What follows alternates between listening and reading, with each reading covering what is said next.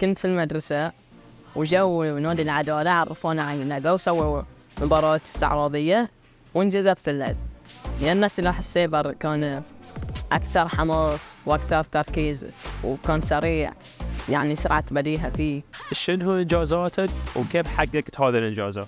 الحمد لله بفضل من الله ودعم نادي العدالة والكابتن علي.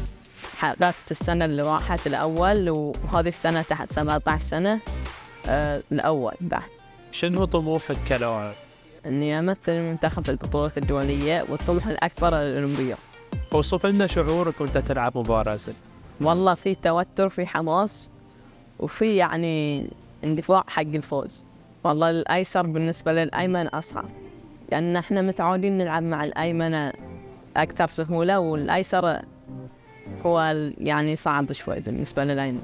كلمنا عن تجربتك مع المنتخب السعودي. كيف كانت ردة فعلك أول ما جاك طلب الانضمام، وكيف كان شعورك وأنت تلعب؟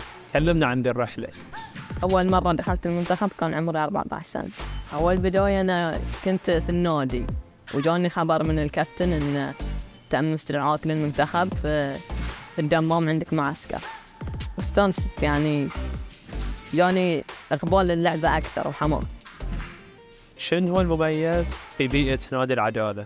والله الحمد لله نادي العدالة موفر لنا كل شيء، وأشكر الطاقم الفني والإداري، يعني موفر لنا جميع الأنحاء، مثلا المعسكرات الخارجية والصالة، جميع الأدوات، موفر لنا يعني كل حاجة.